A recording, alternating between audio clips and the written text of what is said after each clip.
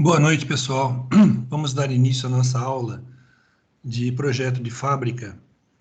Lembrando que hoje nós vamos nos focar na seção 3.3, né? Rapidamente vamos ver o que é essa seção. Eu vou compartilhar com vocês aqui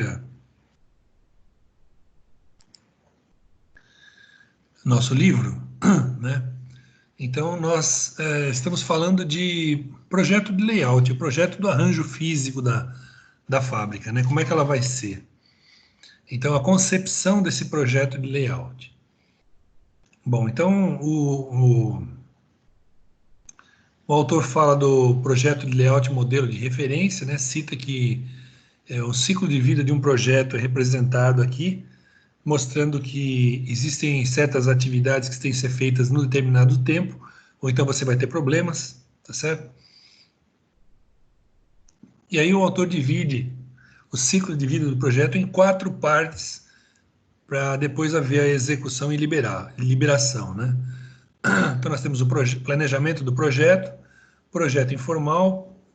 informacional, perdão, projeto conceitual e projeto detalhado, né? Aí o autor explica o que é cada um desses projetos, né? Depois ele fala do projeto conceitual, depois o projeto detalhado, o que seria, né? Explica todos os detalhes aqui. Ele dá um exemplo aqui que é bastante interessante também. Fala de um posto de trabalho como seria, né? E daí ele vem para o sem medo de errar. No sem medo de errar, o autor resolve o problema que teve lá no início da sessão, no Não Pode Faltar. Ele sempre expõe uma situação problema. E aqui, no Sem Medo de Errar, ele resolve esse problema. Minha sugestão para vocês sempre foi que você, depois de ler o capítulo todo, volte para aquela questão inicial e tente resolvê-la com o que você viu no capítulo, sem ver a solução que o autor dá aqui. Tá? Isso é bastante importante, que é a melhor forma de você realmente aprender, né? E depois que você fizer isso, aí você vem aqui e vê a solução que foi dada pelo autor, né? E compare a sua solução com a dele. Quem sabe a sua solução é melhor do que a dele, né? E como eu sempre digo para vocês, felizmente os problemas de engenharia não têm uma única solução, né? Então eles têm várias soluções possíveis, né? Então você pode propor uma que seja boa e que seja diferente daquela do autor. Isso ajuda muito a você compreender as coisas, tá bom? Então aqui ele fala resolve o problema aqui. Em seguida existe um outro problema que é o avançando na prática, em que ele descreve um problema aqui que ele tem. E da mesma forma eu vou dizer a você o seguinte, ó, quando você chegar nesse ponto, leia a situação problema aqui, tá bom? Faça um relatório direcionando a solução. Então você leia isso e tente resolver sem ver a solução. Tá? É só assim que você vai conseguir aprender. Depois veja a solução. A solução da situação problema, você lê aqui direitinho e vê se a sua solução estava correta, se ela está de acordo com o que o autor propôs. Agora nós vamos ver, então, a seção do Faça Valer a Pena, que é aquela seção que tem as perguntas, né? Então vamos tentar resolver essas perguntas aqui. Sempre lembrando que nós temos que nos basear naquilo que foi dito ao longo da sessão, tá bom? Então vamos lá para a primeira questão. Na primeira questão, nós temos uma frase que o autor pega e ele retira algumas palavras dessa frase, e nós temos que encontrar essas palavras nas alternativas que estão ali, tá? Então vamos lá, vamos ler a questão. O modelo de referência para execução de projetos de layout deve ser considerado como base para todo gestor que iniciar o planejamento de um novo layout. Nesse contexto, preencha as lacunas do texto a seguir. Então a frase é a seguinte: durante a realização do ciclo de vida do projeto de layout, o projetista precisa, primeiro, realizar atividades de apoio para alguma coisa, o projeto a cada fase. Deve vir um verbo aí, né? Segundo, acompanhar a evolução da situação, alguma coisa aqui do projeto passo a passo, deve ser um adjetivo aqui, né? Terceiro, checar a viabilidade, também algum adjetivo aqui, do projeto à medida em que as fases são concluídas. Quarto, controlar a documentação de todas as, é um substantivo provavelmente, né, que foram tomadas e as boas práticas que foram aprendidas. Bom, se você leu lá a sessão e entendeu o que estava escrito lá, então possivelmente você já sabe responder essa pergunta, né? Mas a resposta dela pode ser encontrada aqui, né, no próprio, no próprio texto aqui, né? Então, vamos ver onde é que nós encontramos aqui, né?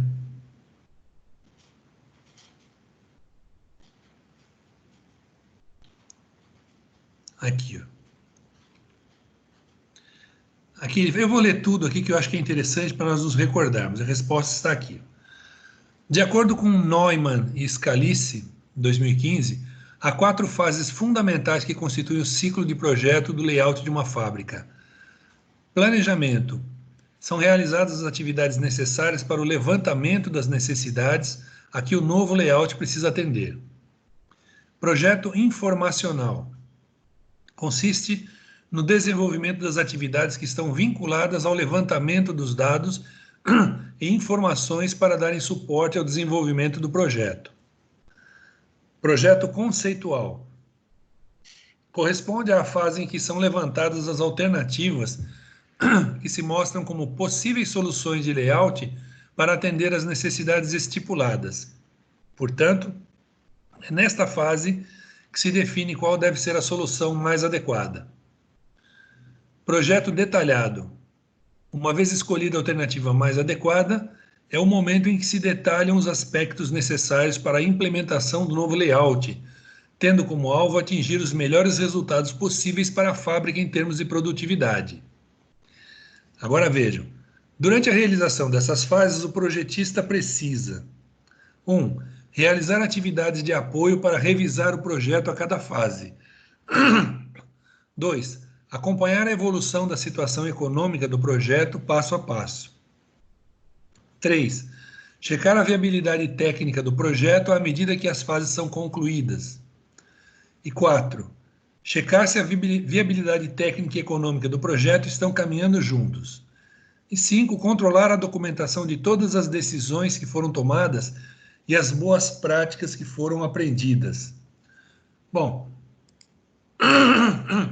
nossa resposta está aqui, né? Se nós voltarmos lá,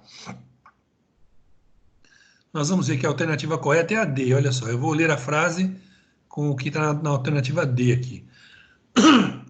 Durante a realização do ciclo de vida do projeto de layout, o projetista precisa 1. Realizar atividades de apoio para revisar o projeto a cada fase. 2. Acompanhar a evolução da situação econômica do projeto passo a passo. 3. Checar a viabilidade técnica do projeto à medida que as fases são concluídas. 4. Controlar a documentação de todas as decisões que foram tomadas e as boas práticas que foram aprendidas. Então você pode notar que a frase fica bastante lógica e ela estava lá contida naquele ponto do nosso livro, tá? Então isso é bastante importante para você notar que todas as respostas podem ser encontradas ali, tá bom? Vamos para a segunda questão. O gestor precisa desenvolver o projeto informacional do layout de uma fábrica.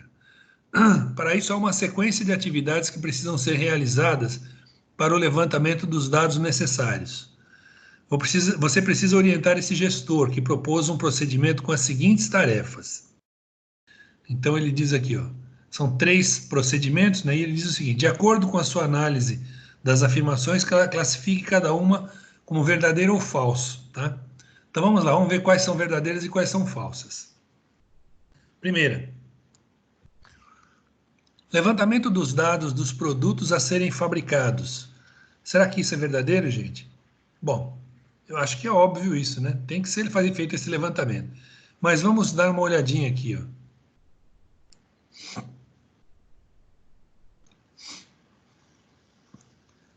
Vamos ver aqui, ó.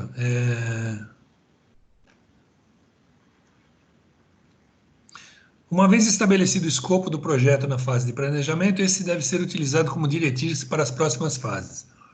Na sequência, inicia-se a fase de projeto informacional. Ele consiste no levantamento dos dados para a coleta de informações qualitativas e quantitativas pertinentes ao novo layout e posterior análise desses dados. Tá? Então, levantamento dos dados dos produtos a serem fabricados. Tá certo? Então, ó, veja aqui. Os dados dos produtos a serem fabricados de acordo com as especificações técnicas contidos nos catálogos. E essas tarefas devem envolver 3 contextos, né? Essa é uma. Essas informações pertencem, está um erro aqui, né? Pertencem à área de engenharia do produto.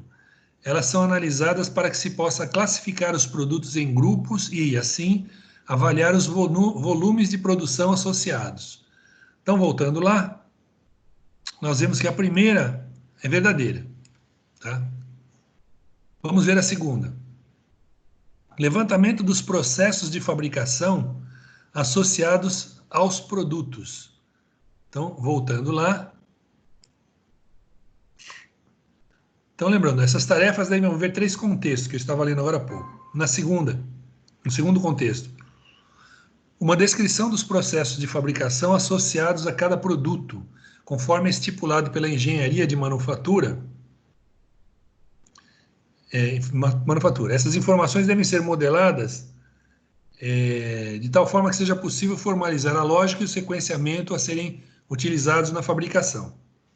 Tá bom? Só um instantinho, gente, que eu vou passar o link aqui para alguns alunos que estão querendo entrar.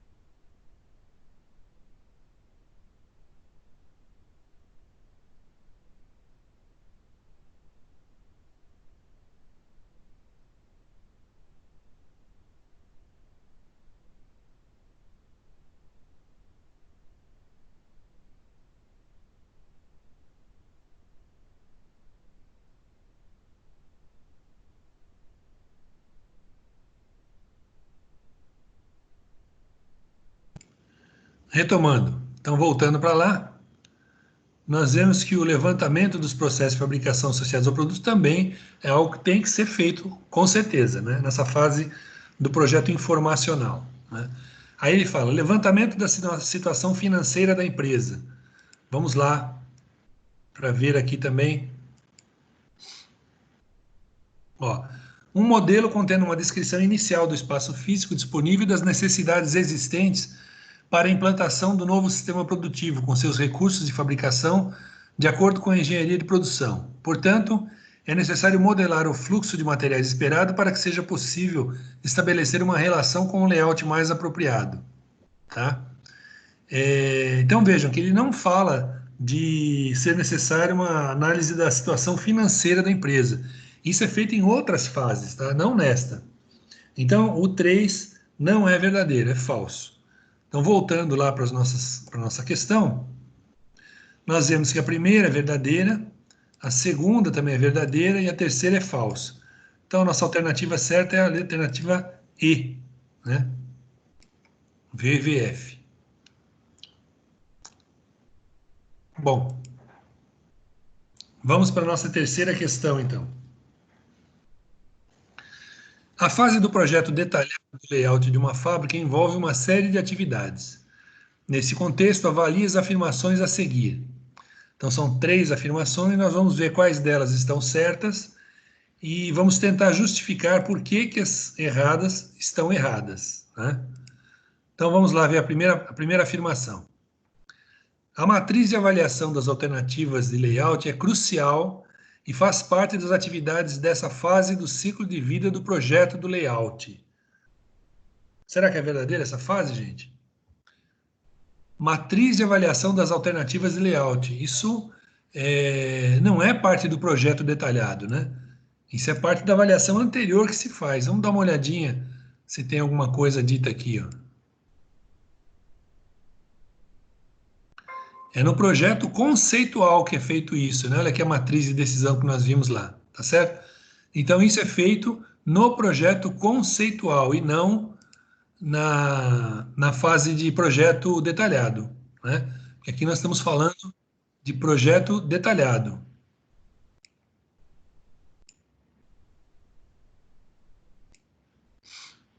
Então, a primeira é falsa. Vamos ver a segunda. O desenvolvimento do mockup ainda é utilizado e não é necessário utilizar escala 1 para 1 para sua implementação. Vamos dar uma olhadinha ali no que diz o texto. Aqui. Desenvolvimento de um mockup que consiste na representação do modelo do layout em escala 1 para 1, para que o usuário possa interagir com a estrutura. É importante salientar que não é necessário implantar a funcionalidade prevista para o layout. Ou seja, o modelo tem a finalidade de representar a estrutura em detrimento do comportamento vinculado à execução dos processos de fabricação, que poderiam exigir um investimento elevado para esse estudo, e não é esse o objetivo desta fase. Tá certo? Então vejam que é importante fazer esse mockup, mas numa escala 1 para 1. Você monta a sua estação de trabalho lá, faz um modelo em madeira, alguma coisa assim, de forma que você consiga entender o funcionamento dele, tá certo? Você vê como é que funciona. Se você tiver um operador ali ou mais de um, onde eles vão ficar, qual vai ser o deslocamento deles, qual vai ser o deslocamento dos materiais lá dentro. Então, esse mock-up, que também é chamado de maquete, na verdade, né? É importante para isso, para você entender o funcionamento dele. Mas o funcionamento em termos de como é que as pessoas se deslocam, como é que o produto se... E não o funcionamento físico dele, propriamente dito, né? Essa máquina vai fazer aquilo, aquela outra vai fazer não sei o quê. Não, não é bem isso, tá bom? Voltando lá para a nossa questão.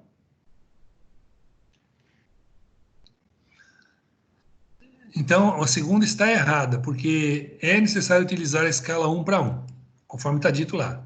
Tá certo? Então, primeira falsa, segunda falsa. Vamos ver a terceira. De uma forma geral, podemos afirmar que essa fase do projeto é o layout, o projeto detalhado do layout, né? Podemos afirmar que essa fase do projeto envolve otimização, consolidação e detalhamento dos postos de trabalho. Será que é isso mesmo, gente? Vamos dar uma olhadinha aqui.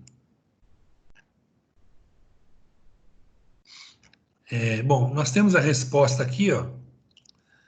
Mas vamos dar uma lida aqui, que eu acho que é importante nós lermos o que está escrito aqui, ó.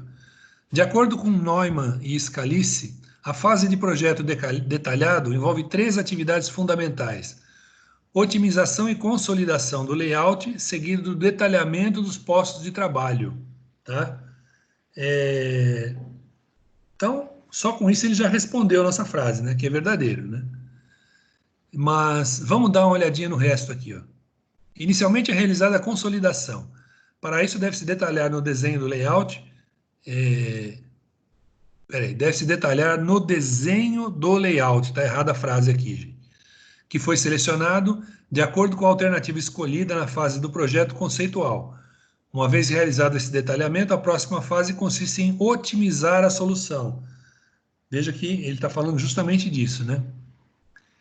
Otimizar a solução. Para isso é necessário adotar um procedimento que, de uma forma geral, percorre os seguintes passos. Então, ele dá os passos aqui direitinho, mas nós já vimos que temos lá a consolidação e otimização das estações de trabalho, né? E o detalhamento também, né? Que é o que ele faz, né? Aqui, ó, avança-se para o detalhamento, tá certo? Então, eu vou até ler isso aqui que acho que é melhor, nós ganhamos com isso, né? Então, percorre os seguintes passos: desenvolvimento de um modelo computacional para que seja possível simular o comportamento do layout e medir a produtividade esperada desse modelo de layout. Com a evolução dos recursos computacionais, é possível utilizar ferramentas de realidade virtual avançadas que permitem a geração de modelos sofisticados para a visualização do futuro layout. Dependendo da situação tecnológica da empresa, pode ser necessário desenvolver maquetes, que são modelos em escala reduzida. Entretanto, os resultados são bem mais simplificados quando se compara com aquilo que pode ser gerado por meio de recursos computacionais. Isso é claro, né, gente? Hoje em dia a computação gráfica está tão evoluída que existem muitos filmes que nós vemos por aí, filmes de Hollywood, que já não tem mais cenário, não tem atores nem nada. Não tem nada. É tudo 100% feito em computador. Então, se você consegue fazer 100% um filme, para você simular uma máquina, um grupo de máquinas funcionando, isso é brincadeira, né? Então, essa parte de você fazer com recursos computacionais essa simulação, isso é uma verdade. É claro que isso é caro, né? Ainda é caro hoje. E talvez nem todas as indústrias possam dispor disso, mas que existe essa possibilidade, com certeza, né? Outro ponto, desenvolvimento de um mockup, como eu já tinha lido, né? Que consiste na representação do modelo do layout em escala 1 para que o usuário possa interagir com a estrutura. Veja, que o usuário possa interagir com a estrutura, foi isso que eu estava dizendo para vocês. É importante salientar que não é necessário implantar a funcionalidade prevista para o layout, ou seja, o modelo tem a finalidade de representar a estrutura em detrimento do comportamento vinculado à execução dos processos de fabricação, que poderiam exigir um investimento elevado para esse estudo, e não é esse o objetivo dessa fase. Observe que há uma interação entre a fase de consolidação e otimização. À medida que as simulações oferecem detalhes de como pode ser aprimorado o comportamento do layout, esses detalhes passam a ser consolidados no modelo. Como resultado, obtém-se um modelo para a planta do sistema produtivo que detalha as dimensões do layout e a infraestrutura necessária em termos de parte elétrica, pneumática e hidráulica, além de redes de comunicação e cabeamento estruturado. Por fim, avança-se para o detalhamento dos postos de trabalho, que consiste em uma tarefa que envolve. Só um instantinho, gente.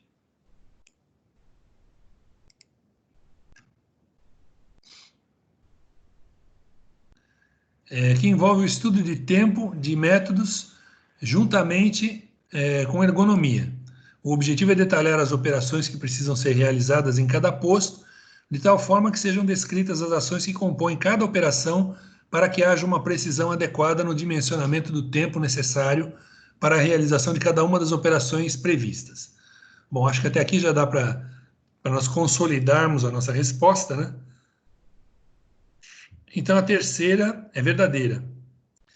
Então, a primeira é falsa, a segunda é falsa, a terceira é verdadeira.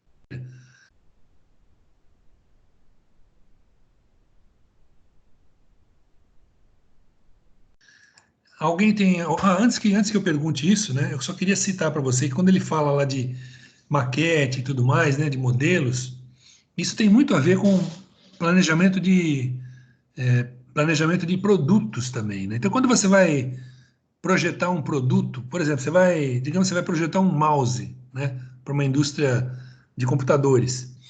Então, em alguns pontos, você tem que analisar o mouse como é que ele é em termos ergonômicos. Então, você não precisa fazê-lo funcionar. Você só precisa ter a aparência dele parecida. Só as dimensões dele têm que ser iguais, desse modelo, tem que ser iguais aos do mouse definitivo. Nem cor, nem aparência, nada disso é importante. É somente a parte dele de pegada. Para você analisar, por exemplo, o funcionamento dele, aí você não precisa da aparência dele, você precisa só das funções internas dele, tá bom? Então o que ele está dizendo ali, o autor está dizendo ali, é basicamente isso.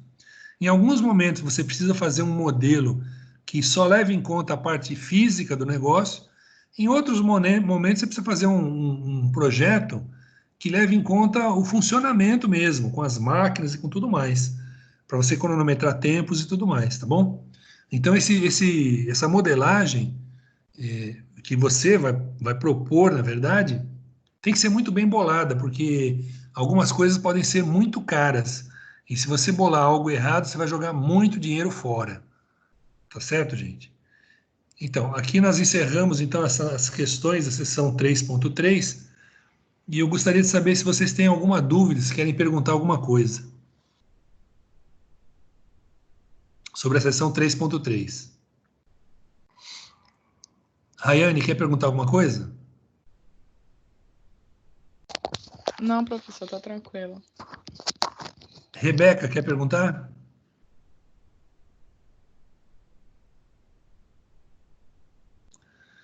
Tatiane, quer perguntar alguma coisa? Não, só achei que na situação o problema devia ter dado pelo menos a nota de cada layout para a gente poder analisar. E, tipo, eu chutei algumas notas para poder Sim. fazer.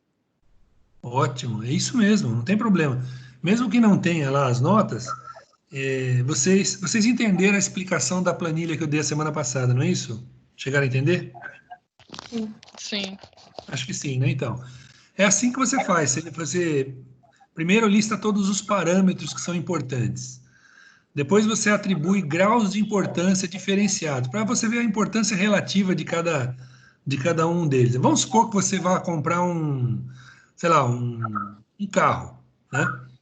Então, quais parâmetros seriam importantes no carro? Então, por exemplo, o custo dele, preço, né? Certamente entraria, né?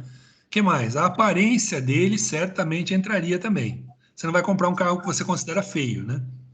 O consumo dele também é algo importante que você vai considerar, né? A garantia é importantíssimo, importantíssimo a garantia do seu carro. E assim por diante. Então você vai listar todos os parâmetros que você acha importante. Aí para cada um deles você vai dizer qual é a importância relativa. Então, por exemplo, você pode dizer o seguinte, olha, é, vamos dizer que você diga que como é que são os cintos de segurança deles? São todos de 3 pontas ou tem alguns de 2 pontas, né? Ó, isso é importante, com certeza. Mas não é tão importante quanto o preço do carro, né? Então você vai dar pesos diferentes para esses fatores, tá bom? E quando você atribui pesos, primeira coisa, defina se você vai dar pesos de 1 a 5 ou de 1 a 10, tá?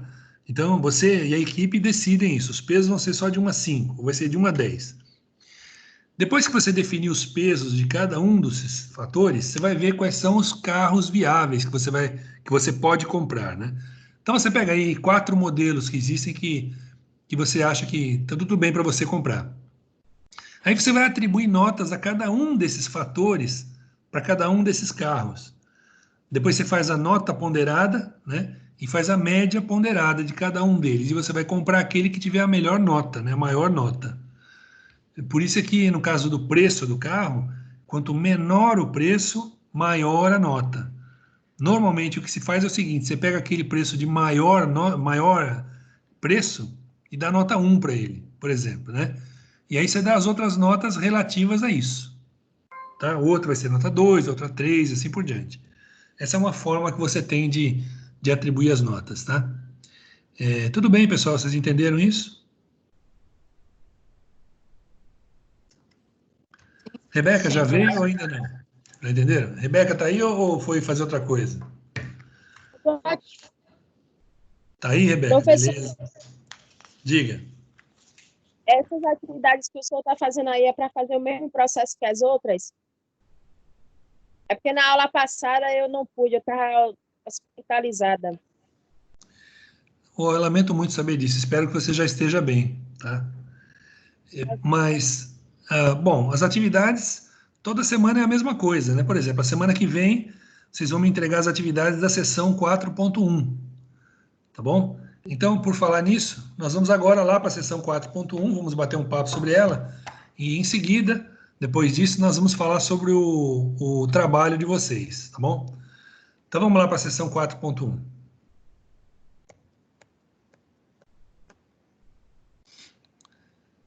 Fábricas flexíveis.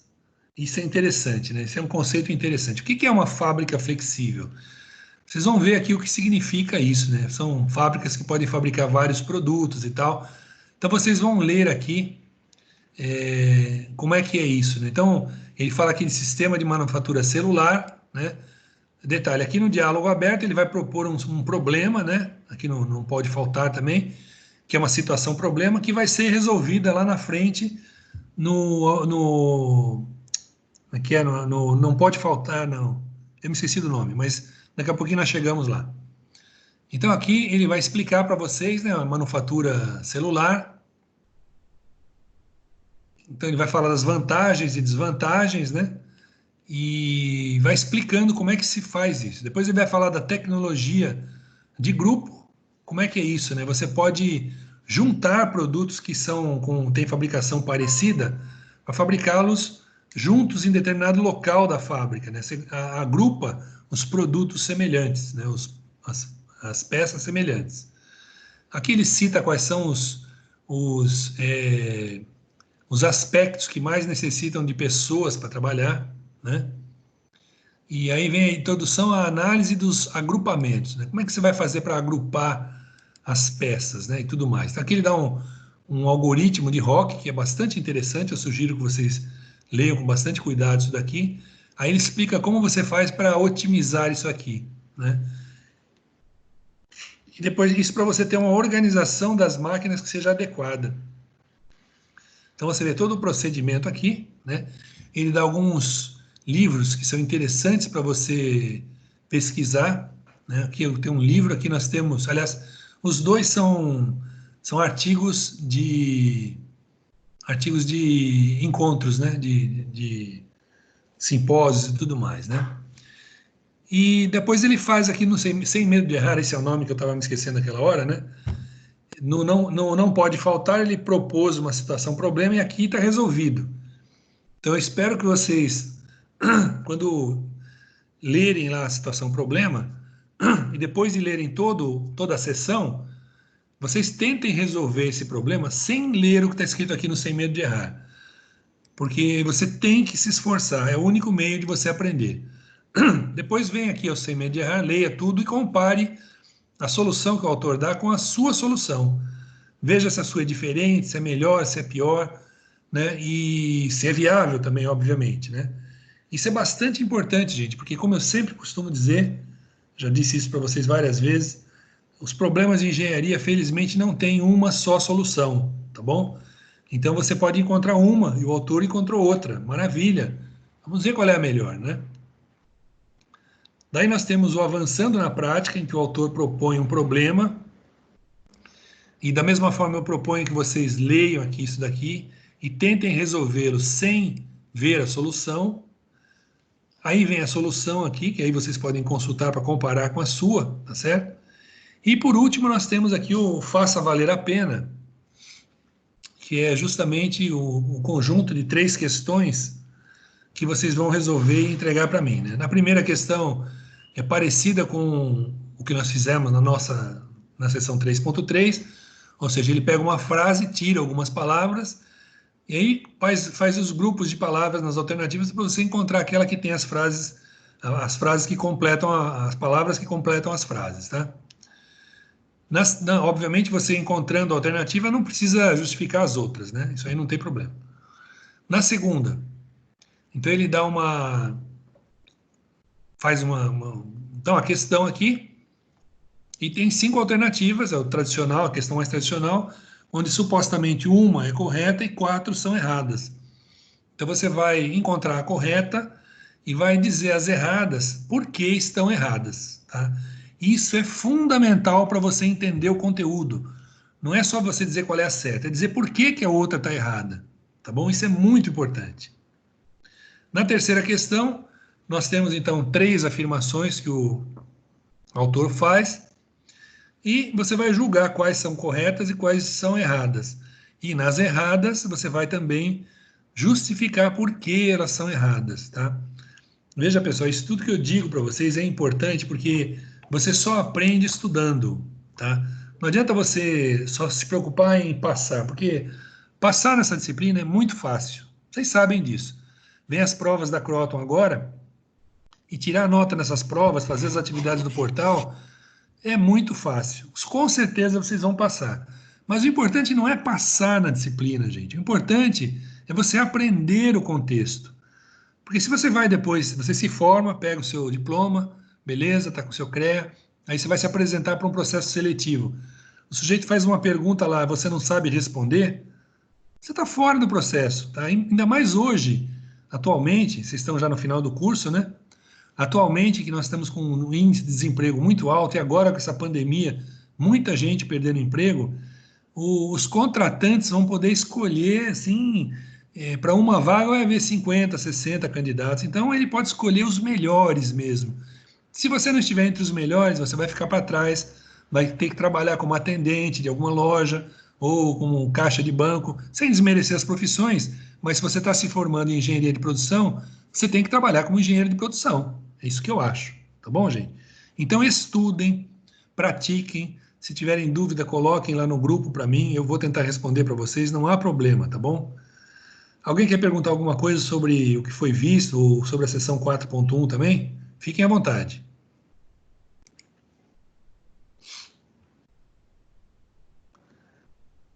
Bom, se ninguém perguntou nada, então vamos lá. Rayane, Rebeca e Tatiane. Eu não me lembro se vocês três estão na mesma equipe. Estão na mesma equipe para o trabalho?